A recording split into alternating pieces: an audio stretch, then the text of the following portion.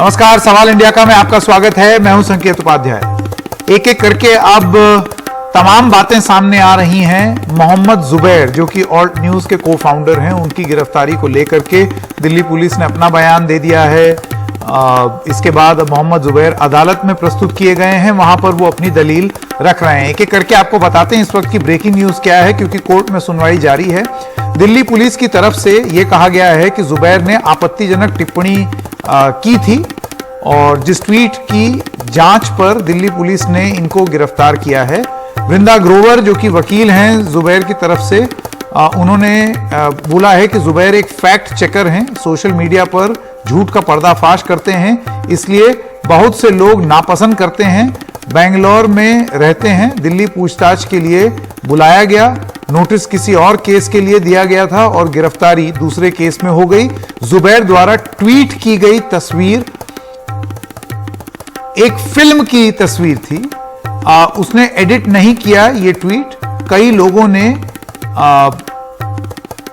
उस फिल्म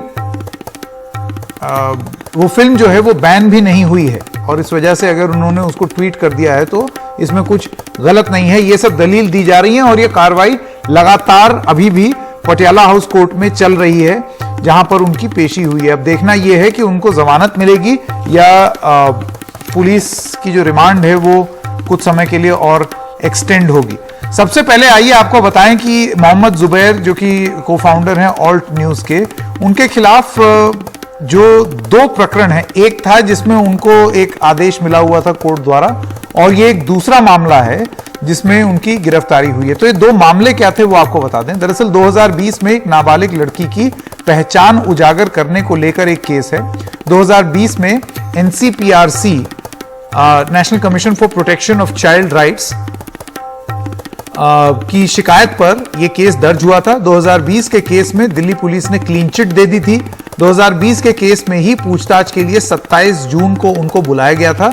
27 जून 2022 को जब इस बात की सुनवाई हो रही थी, जब वो जांच हो रही थी, तब 2018 के एक ट्वीट के मामले में उनकी गिरफ्तारी हुई। जून 2022 में 2018 के ट्वीट पर एक केस दर्ज हुआ। एक ट्विटर हैंडल की शिकायत पर यह केस दर्ज हुआ। धारा 153 यानी कि 153 और 295A के तहत यह केस दर्ज हुआ। धार्मिक भावनाओं को आहत करने के मामले में आरोप है कि एक ट्वीट में जुबैर ने हिंदू देवता का मजाक उड़ाया है। मोहम्मद जुबैर पर धार्मिक भावनाएं भड़काने का भी आरोप है। इस बीच जो दलील मोहम्मद जुबैर की तरफ से दी जा रही है वो खुद उन्होंने ये चीज नहीं बोली, लेकिन सोशल मीडिया पर लगातार उनके डिफेंस में जो लोग बोल रहे हैं उनका ये कहना है कि मोहम्मद जुबैर ने जो लिखा है वो दरअसल एक फिल्म का सीन है, उन्होंने अपने से नहीं लिखा है। वो फिल्म है 1983 की, सन 83 की एक फिल्म है, किसी से ना कहना, और उसमें ये सीन था जिसमें एक होटल था, उसका नाम कुछ और था और फिर बदल करके उसका नाम कुछ और हो गया। उन्होंने बस उसकी एक फोटो लगाई। तो ये दलील उनकी तरफ से, उनके जो सपोर्टर्स हैं उनकी तरफ से दी जा रही है। तो आज इस कार्यक्रम में जो सवाल पूछ रहे हैं हम सवाल इंडिया का में, वो है ये आपके स्क्रीन पर। जुबैर की गिरफ्तारी पर उठते हैं सवाल, विरोध के इस बदलापुर में क्या किसी से कुछ ना कहना? फिल्म तो वही थी। क्या फिल्म के सीन पर गिरफ्तारी हुई है? और अगर जुबैर गिरफ्तार हैं तो सन 83 में जो फिल्म बनाने वाले हैं, फिर क्या आप उनके खिलाफ भी कार्रवाई करेंगे?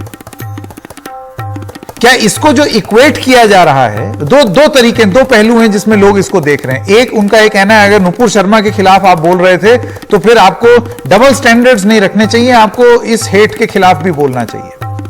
और दूसरी तरफ से तर्क यह दिया जा रहा है कि दोनों चीजें अलग अलग हैं। एक ने पैगंबर मोहम्मद की बेइज्जती की नेशनल टेलीविजन पर और दूसरे ने एक फिल्मी सीन का एक क्लिप अपने ट्विटर पे डाला। क्या इन दोनों चीजों की तुलना की जा सकती है? ये सवाल अब हो रहे हैं। मैं स्वागत करना चाहता हूं हमारे मेहमानों का और उनसे जानने की कोशिश करेंगे कि अब ये जो मामला दर्ज हुआ है उसमें आगे क्या कार्रवाई होगी और क्या बदले के भावना से ये कार्रवाई की जा रही है। प्रशांत भूषण एडवोकेट हैं सुप्रीम कोर्ट में, योगेंद्र यादव अध्यक्ष हैं स्वराज इंडिया के, Ashwini Dubey advocate supreme court में, और कात्यायनी चतुर्वेदी आप बीजेपी समर्थक हैं। आप सब लोगों का बहुत बहुत धन्यवाद। प्रशांत जी, सबसे पहले मैं आपके साथ शुरू करना चाहता हूं। कल आप हमारे साथ अंग्रेजी के कार्यक्रम में भी थे और आपका यह कहना था कि यह बिल्कुल साक्षात ऐसा लग रहा है कि बदले की कार्रवाई है।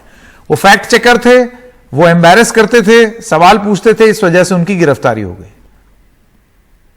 ये तो बिल्कुल साफ है। देखिए, ये तो बिल्कुल थिएटर ऑफ द एब्सर्ड होता जा रहा है कि आप किसी को गिरफ्तार कर लें 2022 में गिरफ्तार कर लें 2018 की कोई ट्वीट के लिए, जो ट्वीट जो है एक 1983 की फिल्म का एक शॉट बस दिखाती है, और उस शॉट में क्या लिखा है, क्या दिखाया गया है कि किसी ने हनीमून होटल को हनुमान होटल लिख दिया है वहां पर।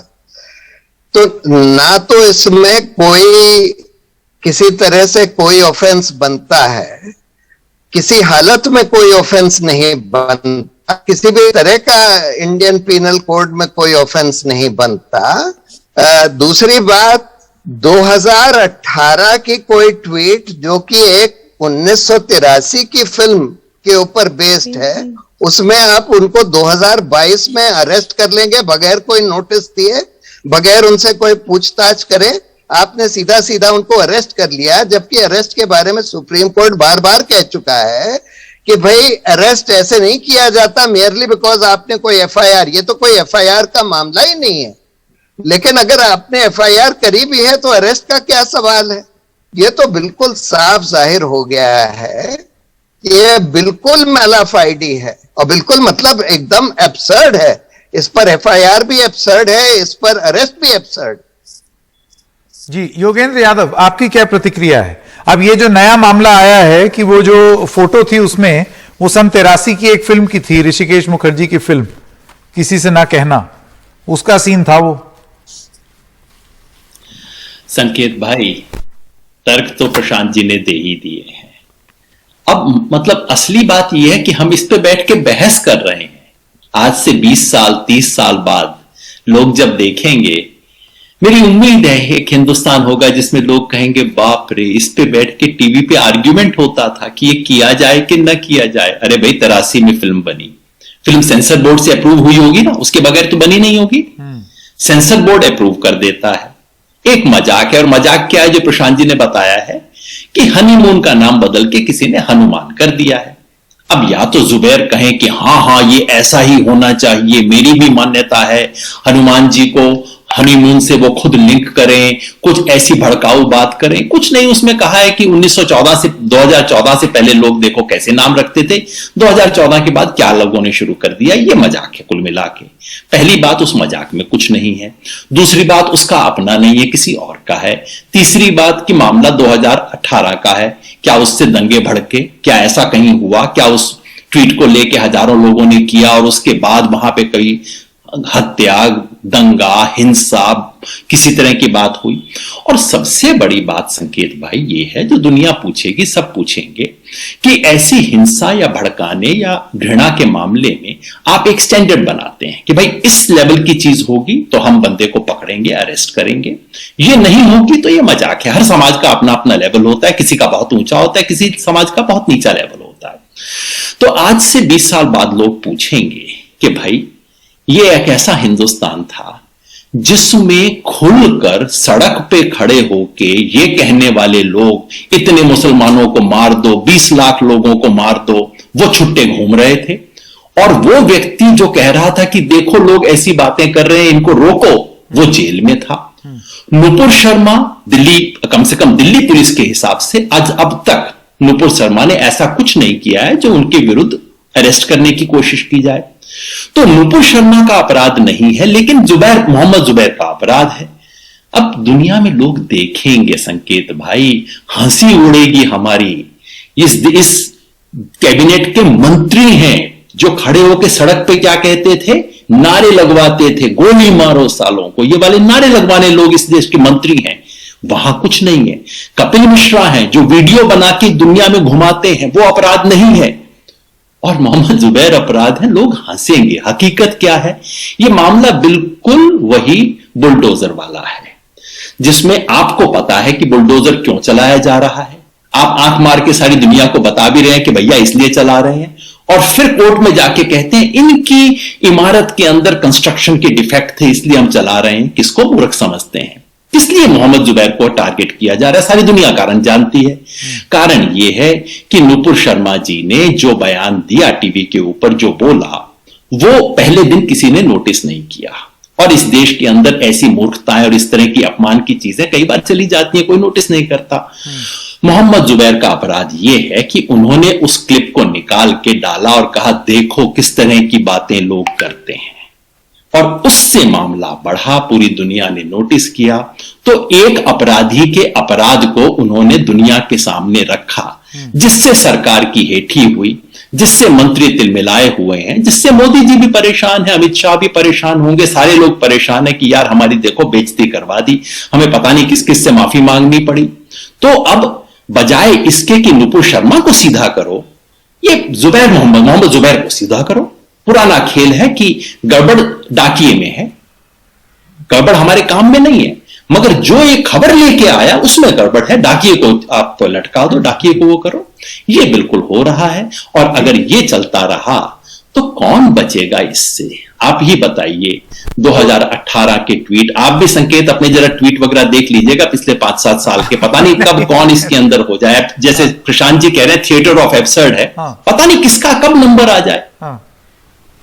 वैसे आप एक आखिरी चीज कह दो, मिलान कुंदेरा का एक बहुत प्रसिद्ध उपन्यास है जिसका नाम है द जोक, और वो सारा उपन्यास ही इस चीज के ऊपर है कि एक व्यक्ति हल्का सा कहीं पे एक मजाक करता है और फिर कम्युनिस्ट राज के अंदर उसके साथ क्या कुछ होता है उसके बारे में उपन्यास है।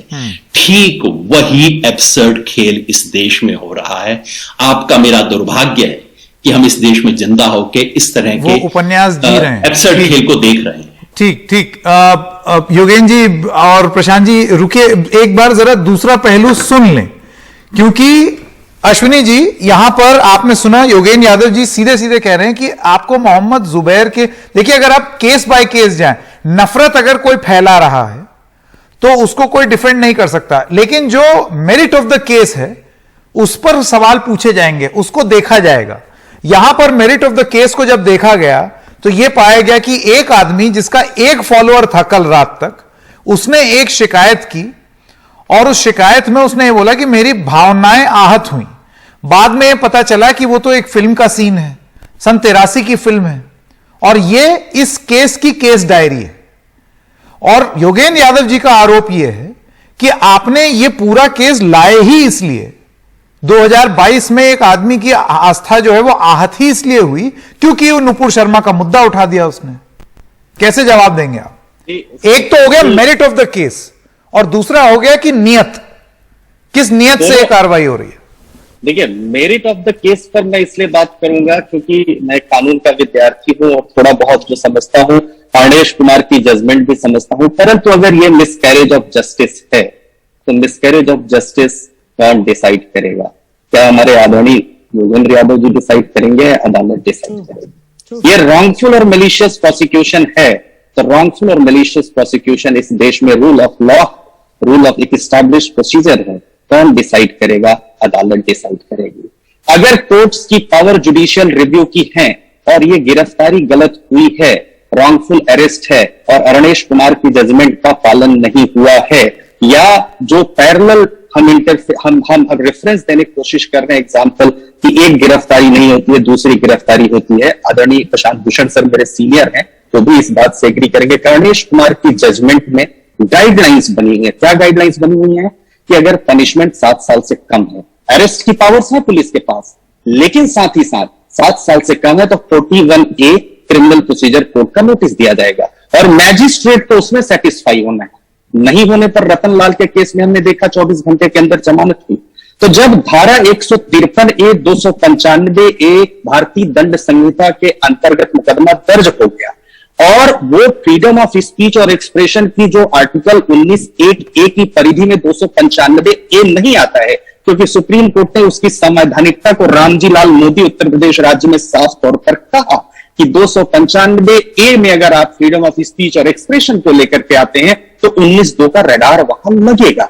तो अब ऐसी परिस्थितियों में सही है, गलत है, देश की अदालतें तय करती है। इसी देश की अदालतें जो यूएपीए केस में हिजरा तोड़ एक्टिविस्ट 3 थे तो कोर्ट ने उनको सख्त किया, पूरे प्रोसिक्यूशन थ्योरी को डिसमेंटल किया, बोला कि गलत गिरफ्तारी की। अब सवाल यह है कि अवनीश कुमार जजमेंट, सवाल यह गलत नुपुर शर्मा से कंपेयर करना, नुपुर शर्मा ने गलती की है, कोई डिफेंड नहीं कर रहा है।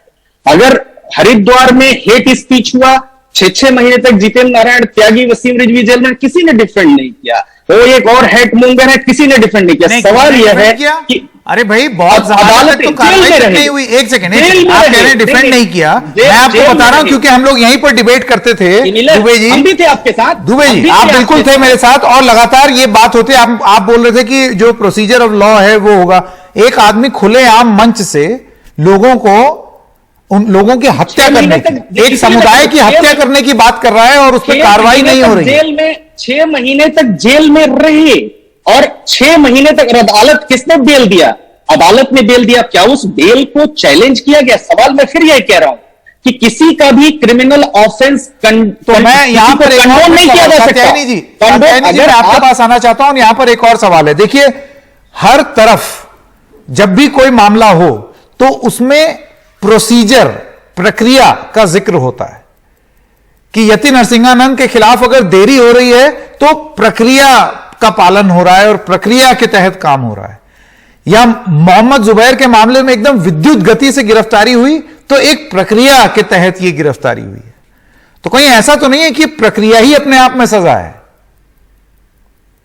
नहीं संकेत जी, मुझे लगता है, अभी मैं और लोगों को भी सुन रही थी बोलते हुए, कानून के बड़े बड़े जानकार हैं, वो कहते हैं 2018 का मामला है जी, 2020 का मामला है। मैं कह रही हूँ इस देश में तो 30-30 साल पुराने मामलों में भी लोगों की सुनवाई होती है, सजा का ऐलान होता है। अश्विनी जी बहुत अच्छे से इस बात को समझा रहे हैं। मुझे लगता है इतने वरिष्ठ सुप्रीम कोर्ट के वकील होने के बाद इस तरह की बात कही जाती है कि ये जानबूझ के एक ऐसे फर्जी फैक्ट चेकर के पक्ष में खड़े होकर बात की जा रही है जिसका एक ही मकसद है। आप पूरी टाइमलाइन उठा लीजिए, आपको भी संकेत जी कहा गया कि जरा बच के देखिएगा, अपने 4-5 साल पुराने टाइमलाइन पर कहीं ऐसा तो कुछ नहीं कह दिया। लेकिन मोहम्मद जुबैर के टाइमलाइन को देखिए। देखिए, 2 बातें होती हैं, एक इरादतन, एक गैर इरादतन। बार बार नूपुर शर्मा का नाम लिया जा रहा है। मैं कहती हूँ नूपुर शर्मा ने क्रिया के बदले प्रतिक्रिया दी थी, इस बात को आप सब भूल जा रहे हैं। तस्लीम रहमानी को क्यों नहीं पकड़ा जा रहा है? तस्लीम रहमानी ने पहले क्रिया की, उसके बाद नूपुर शर्मा की प्रतिक्रिया आई।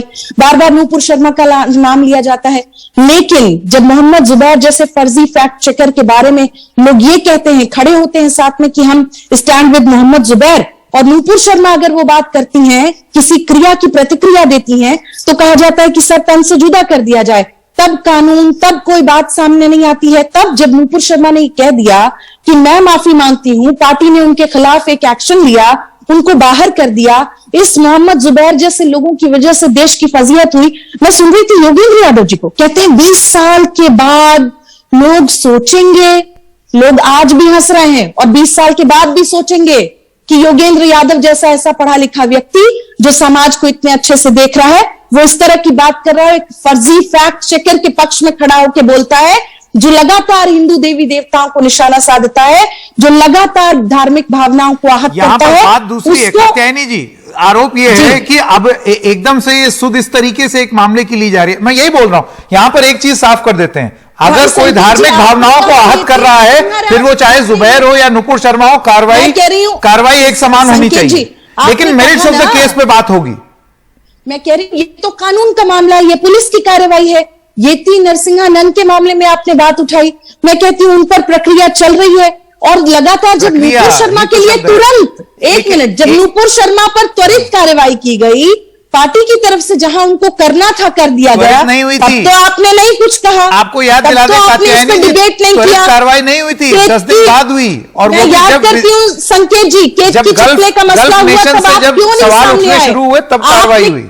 आपने इस पर डिबेट क्यों नहीं की? फ्रीडम ऑफ स्पीच केत की चितले की भी तो थी, जब वो ये कह रही थी शरद पवार के लिए, उनको तो जेल भेज दिया गया तुरंत।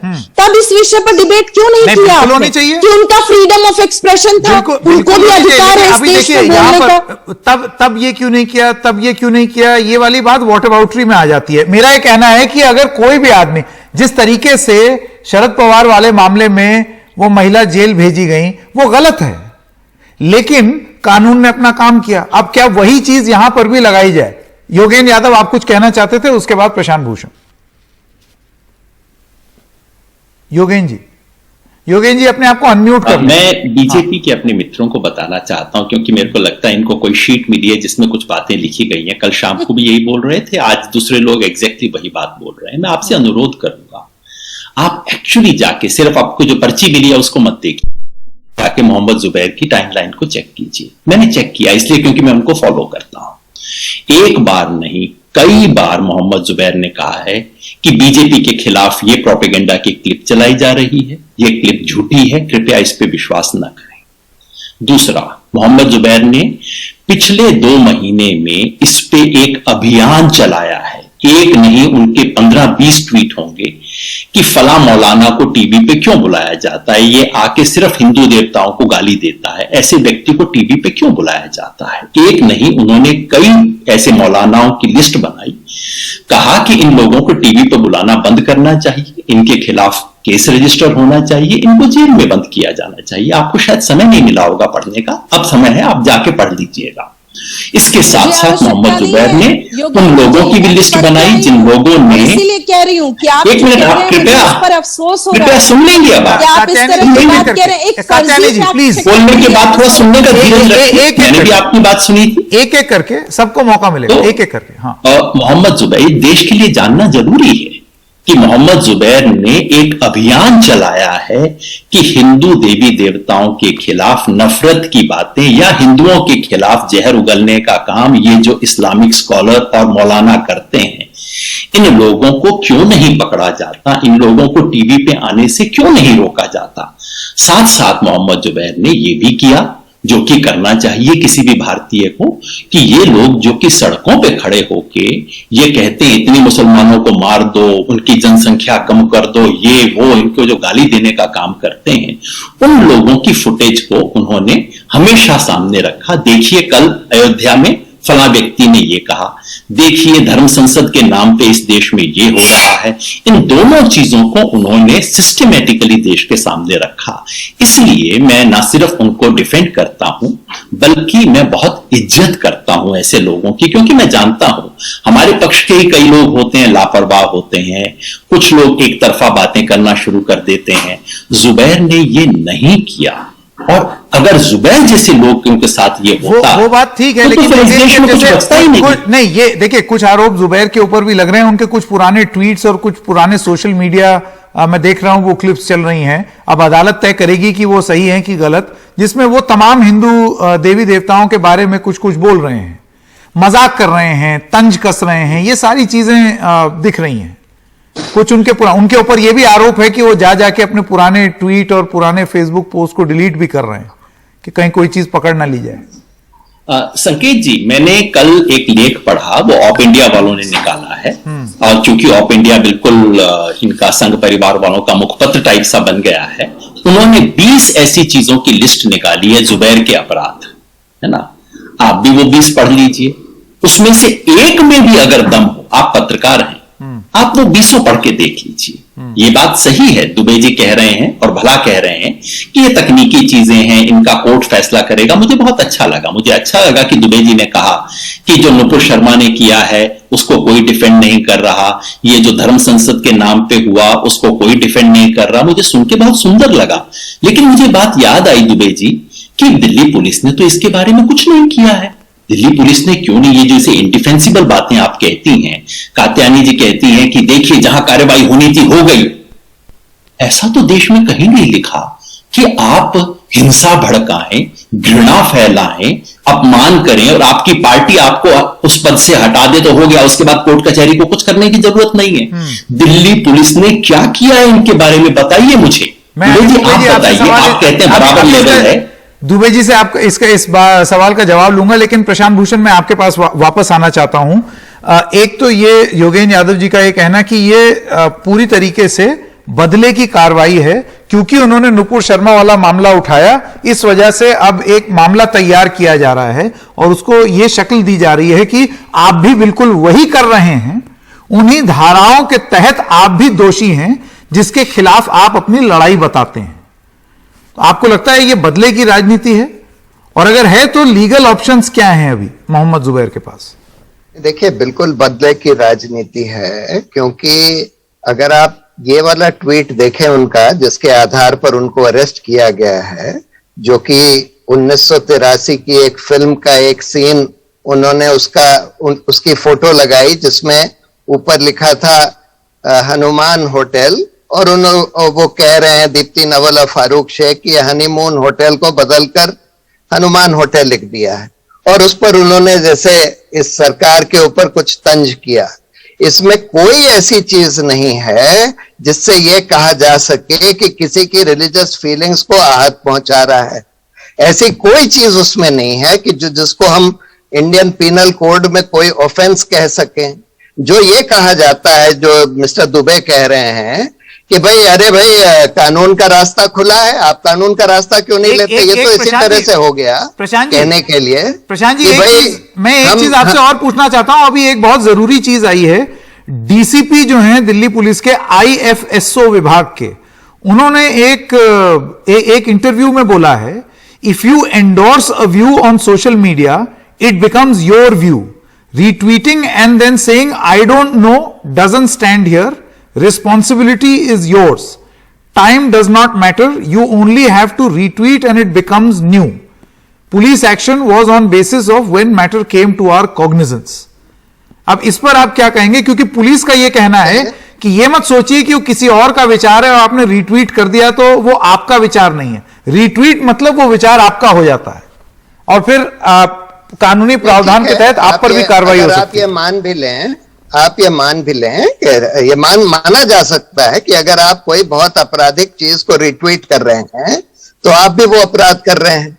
लेकिन इन्होंने क्या किया, इन्होंने एक फिल्म में जिसमें ये लिखा था कि भाई हनीमून होटल का नाम बदल के उन्होंने हनुमान होटल कर दिया, उसको ट्वीट किया ना। इसमें क्या अपराध है? इसमें किसकी रिलीजियस फीलिंग्स को ठेस पहुंच रही है?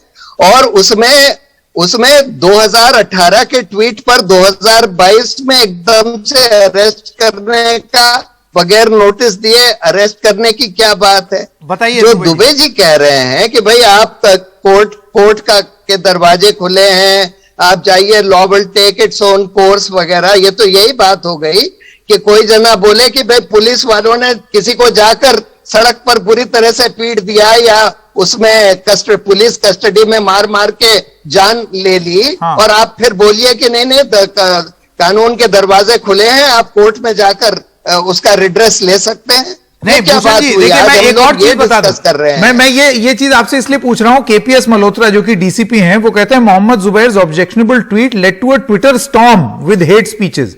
माने उन्होंने ट्वीट सन 83 की फिल्म का जरूर किया होगा, लेकिन उसके बाद फिर बहुत लोग उस पर नफरत फैलाने लगे। Two things including technical gadget and intention was important, he was evasive on both, phone format कर दिया था उन्होंने, और ये ग्राउंड्स बने अरेस्ट के लिए। तो पुलिस का ये कहना है ये सिर्फ और सिर्फ 83 की फिल्म का सीन डाल देने की वजह से वो गिरफ्तार नहीं हुए। मैं पुलिस के तर्क पर आपका जवाब जानना चाहता हूं। संकेत जी, साक्ष्य में एक से पहले भूषण जी, उसके बाद दुबे जी, एक करके, क्योंकि टेक्निकल लीगल मामला है ना। मैं दोनों वकीलों के पास हूं। इसमें जो उनका ट्वीट है उसमें क्या अपराध है? क्या अपराध है कि भाई वो कह रहे हैं कि 2014 में ये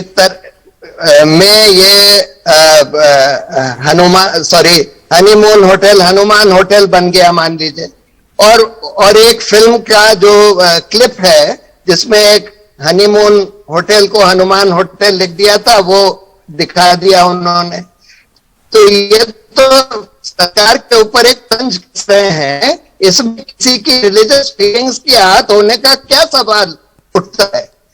तो इसमें कोई आधार नहीं है कोई ऑफेंस का, कोई एफआईआर रजिस्टर करने का। अच्छा, अब अगर आप इस बेसिस पर चलेंगे तो किसी को किसी भी चीज के लिए हाँ दुबे जी मुझे बताइए कि भाई इस आधार पे तो फिर आप अब तो बेचारे ना फारूक शेख साहब हैं ना ऋषिकेश जी, तो फिर तो आप ये तो ग्राउंड्स बन सकता है दीप्ति नेवल के खिलाफ भी कार्रवाई करने का, संकेत या जी, फिल्म में जो लोग अभी जीवित होंगे 1983 से अब तक उनके खिलाफ कब कार्रवाई होगी?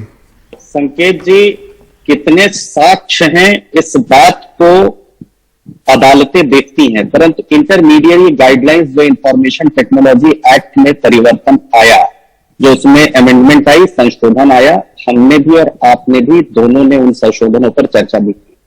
उसके मुताबिक एक उनका गैजेट है मोबाइल, उसका होना और जो उनका इंटेंशन है विद्वेषपूर्ण, मेलाइज जो लॉ कहता है, और लॉ ऐसा ही नहीं कहता मेलाइज सिर्फ लॉ में, बाबा खलील अहमद उत्तर प्रदेश के राज्य के केस में सुप्रीम कोर्ट ने कहा कि किसी के विद्वेषपूर्ण आशय मेलाइज इंटेंशन का पता लगाने के लिए यह जरूरी है, अभियोजन को यह साबित करने की आवश्यकता नहीं है कि आरोपी की किसी खास वर्ग के व्यक्तियों जिनकी भावनाएं आहत हुई हैं उनसे कोई दुश्मनी थी, बल्कि क्या किया गया कृत्य स्वैच्छिक था और बिना किसी कानूनी समर्थन औचित्य के किया गया, तो मेलाइज का अनुमान लगाया जा सकता है। रीट्वीट करने का मतलब ही है कि आप उस बात से अपनी सहमति रखते हैं, यानी 295 मैं तो ये कहूंगा कि ये बड़ा महत्वपूर्ण कोर्ट जो फैसला लेता है वो कात्यायनी जी बड़ा महत्वपूर्ण हो जाएगा। इसके बाद तो मतलब बहुत बहुत संभल के लाइक और रीट्वीट और लिखना करना पड़ेगा आपको और जिम्मेदारी के साथ, और फिर ये हर किसी पर लागू होना चाहिए ना, फिर चाहे वो लेफ्ट हो, राइट हो, सेंटर हो, नॉर्थ हो, साउथ हो। कात्यायनी जी आप अनम्यूट कर लीजिए। संकेत जी, बिल्कुल सब पर लागू होना चाहिए और सब पर लागू हो भी रहा है। इस देश में पुरानी जो परंपरा चली आ रही थी वो अब बदल गई है। अब सब एक तरह से सबका साथ, सबका विकास, सबका विश्वास की बात की जाती है। और मैं आपको ये भी बताते चलूं कि जो 2018 की बात हो रही है, 2018 में जिस डिवाइस का इस्तेमाल किया गया था इस फर्जी फैक्ट चेकर जुबैर के द्वारा, आखिर वो क्यों कहता है, मैं एक हेडलाइन पढ़ रही थी, ऑल्ट न्यूज को founder Mohammed Zubair refuses to hand over electronic devices to cops after arrest।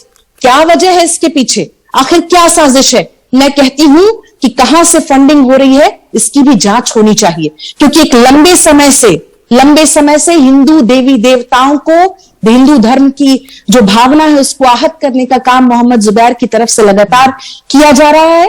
और इसमें कोर्ट को, इसमें जिस तरह की कार्रवाई हो रही है, हम सबको उसका स्वागत करना चाहिए। मुझे लगता है किसी को तकलीफ नहीं होनी चाहिए, क्योंकि ये लगातार खेल चल रहा है और ये कब तक चलेगा, जब तक ऐसे हम अगर नकेल नहीं कसते हैं मोहम्मद जुबैर जैसे फर्जी फैक्ट चेकर के ऊपर। नफरत के खिलाफ अगर नकेल कसी जा रही है तो फिर बराबर तरीके से जिस तरीके जो आपका हीनियसनेस ऑफ क्राइम है, यानी कि जिसने ज्यादा जुर्म किया है उसके अनुपात में वो कार्रवाई होनी चाहिए ना। आरोप यही लगता है कि कहीं ऐसा ना हो जाए कि क्राइम किया, किसका क्राइम का अनुपात आंकड़ा ये कैसे तय होगा? नहीं, ये तो भाई प्रशासन तय करेगा और लोग सवाल करेंगे। संकेत जी, कहीं ऐसा ना हो कि नफरत के बारे में बात करने और उसको उजागर करने को भी नफरत मानी जाए, क्योंकि अगर ऐसा होने लगेगा तब तो फिर बंद कर देते हैं ट्विटर, न जाने क्या चीज खंगाल करके जेल भेज दिया जाए।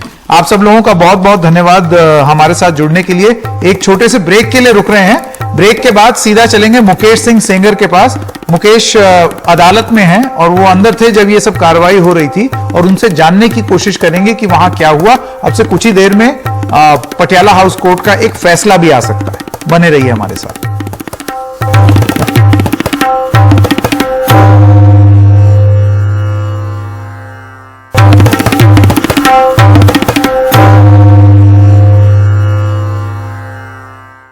और आइए सबसे पहले एक ब्रेकिंग न्यूज से शुरू करते हैं और आपको बताते हैं कि दिल्ली में देवेंद्र फडणवीस, जो कि पूर्व महाराष्ट्र के मुख्यमंत्री हैं, बीजेपी के बड़े नेता हैं, वो अभी दिल्ली आए हैं और दिल्ली आकर के उन्होंने सबसे पहले मुलाकात की है पार्टी अध्यक्ष जेपी नड्डा से। ये उनकी गाड़ी अभी जेपी नड्डा के घर पहुंची है।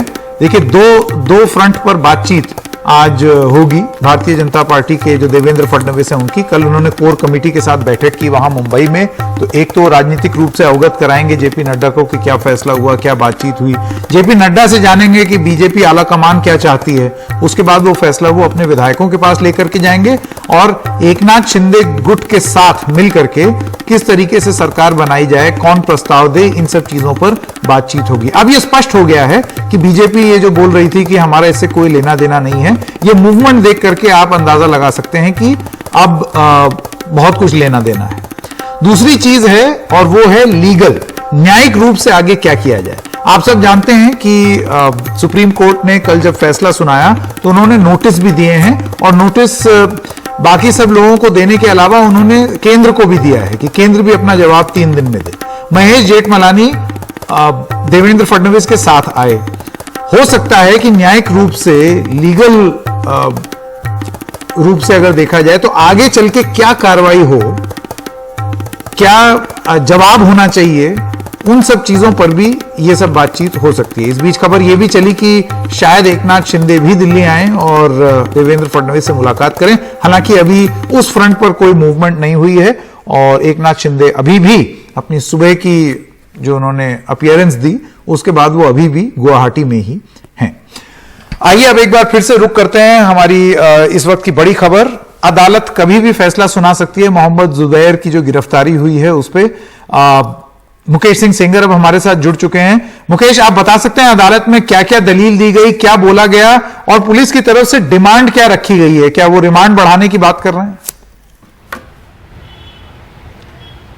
देखिए, बिल्कुल करीब 1 घंटे पहले मोहम्मद जुबैर को पटियाला हाउस कोर्ट में पेश किया गया, जहां पर दिल्ली पुलिस ने कहा कि मोहम्मद जुबैर को बेंगलोर ले जाना है, उनका जो लैपटॉप है वो बरामद करना है, उन्होंने जो फ़ोन में डेटा डिलीट कर दिया है वो बरामद करना है, उसको रिट्रीव करना है। पुलिस ने ये भी कहा कि मोहम्मद जुबैर ने केवल एक ही आपत्तिजनक ट्वीट नहीं किया है बल्कि कई और ट्वीट भी किए हैं जिनका हवाला दिल्ली पुलिस ने दिया, और दिल्ली पुलिस ने कहा कि बिल्कुल नियमों के तहत उनकी गिरफ्तारी की गई है और वो पूछताछ में सहयोग नहीं कर रहे थे, इसीलिए उन्हें गिरफ्तार किया गया है। तो दिल्ली पुलिस ने कहा कि इस मामले की जांच आगे बढ़ानी है, इसीलिए उनकी 5 दिन की रिमांड चाहिए। वहीं जो मोहम्मद जुबैर की वकील हैं उन्होंने कोर्ट में दलील दी कि जो मोहम्मद जुबैर ने ट्वीट किया वो ट्वीट 2018 में किया और 2022 में अचानक से एक शख्स एक ट्विटर हैंडल निकल आता है और वो मोहम्मद जुबैर की शिकायत करता है और उसके अगले ही दिन दिल्ली पुलिस केस दर्ज कर लेती है। जो मोहम्मद जुबैर की वकील हैं उन्होंने ये भी कहा कि जो ट्विटर हैंडल पर मोहम्मद जुबैर ने जो तस्वीर शेयर की है वो करीब 38 साल पुरानी एक फिल्म का स्क्रीनशॉट है और उसे कहीं से भी एडिट नहीं किया गया है। इस पर दिल्ली पुलिस ने कहा कि उन्होंने स्क्रीनशॉट को एडिट किया है, लेकिन बाद में फिर उन्होंने जो मोहम्मद जुबैर की वकील हैं उन्होंने कहा कि इस स्क्रीनशॉट को कहीं से भी एडिट नहीं किया है, दिल्ली पुलिस कोर्ट को गुमराह कर रही है। तो इस तरह की कोर्ट में दलीलें हुई और इसके बाद कोर्ट ने अभी कुछ देर पहले जो अपना ऑर्डर है वो रिजर्व कर लिया है। करीब 20 मिनट बाद ये फैसला आना बाकी है। अब देखना होगा कि कोर्ट मोहम्मद जुबैर को राहत देती है या फिर उन्हें दोबारा से पुलिस रिमांड पर भेजती है। लेकिन जिस तरह की दलीलें मोहम्मद जुबैर की वकील ने कोर्ट में रखी हैं, काफ़ी सही बातें और काफ़ी ज़रूरी बातें, जो तथ्य फैक्ट से भरी हुई बातें हैं वो कोर्ट में रखी गई हैं। तो अब देखना होगा कि कोर्ट क्या फैसला लेता है, क्या वो दिल्ली पुलिस की दलीलों को मानता है या फिर मोहम्मद जुबैर की दलीलें जो रखी गई हैं क्या वो उन्हें मानता है। जी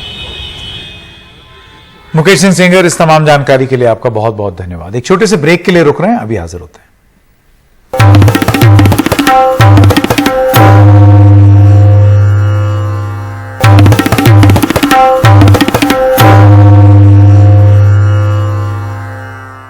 और आइए एक बार फिर से आपको वो तस्वीरें दिखा दें। देवेंद्र फडणवीस दिल्ली आए हुए हैं और दिल्ली आते ही उन्होंने सबसे पहले अपनी जो बड़ी राजनीतिक मुलाकात है वो की है और ये है जो अध्यक्ष हैं भारतीय जनता पार्टी के जेपी नड्डा, उनसे वो मिलने गए हैं। इसके बाद जैसा कि हमें बताया जा रहा है वो संभवतः गृह मंत्री अमित शाह से भी मिल सकते हैं और इन मीटिंग्स के बाद लीगल एस्पेक्ट्स पर, न्यायिक मामलों पर बातचीत करने के लिए भी वो और लोगों से मुलाकात कर सकते हैं। आज शाम वो दिल्ली में ही अभी फिलहाल हैं, आगे की क्या कार्रवाई होगी उसके बारे में अभी नहीं मालूम है। एक छोटे से ब्रेक के लिए रुक रहे हैं, अभी हाजिर होते हैं।